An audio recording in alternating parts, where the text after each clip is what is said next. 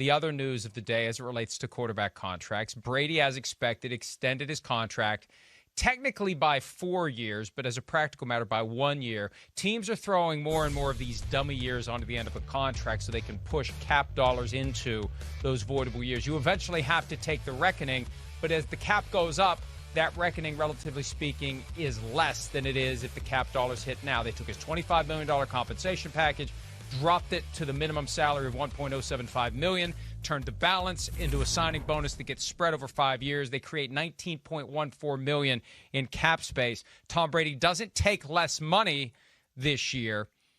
He still gets 25. He's under contract next year. And what amazed me, if you flip through your Twitter feed today, the number of reporters who were breathless in the idea that Tom Brady signed a contract that lasts until he's 45, when the guy has been saying for practically the last 45 years he's going to play until he's 45.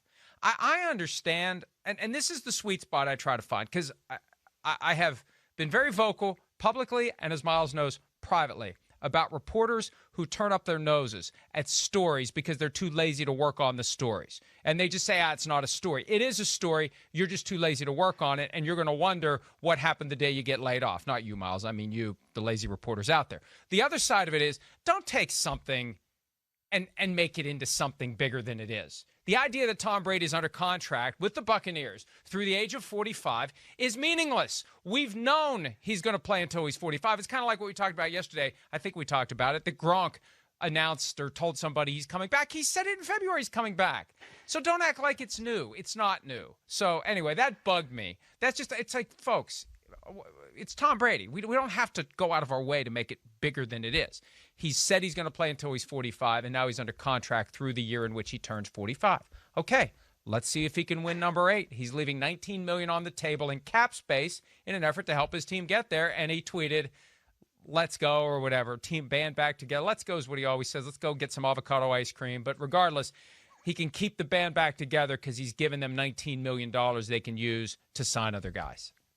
You are on one today, man. Yeah, he is definitely giving them back that money. And everybody is said, basically, that they want to run it back, except they haven't said run it back because, as Bruce Arians says, that was the Chiefs' BS. So they just want to keep the band back together, and they're going for a second one. And everybody seems to want to do that, except, you've got other guys, and Shaq Barrett has said, hey, I want to chase the bag right now. And I don't blame him for doing that. So if Shaq Barrett's going to be able to come back, and if the Buccaneers are going to be able to pay him what his market value is, or at least what he believes his market value would be, then it's going to be because of somebody like Tom Brady and the way that they have structured this thing in his contract now so that they get that cap space so that they can then go after other players. And it's not necessarily just a guy like Barrett. It could be other free agents that are out there. It could be the same sort of thing we were just talking about with New England, where you get veterans who are either not going to have the market that they might have thought that they would have otherwise, who are going to be unrestricted free agents,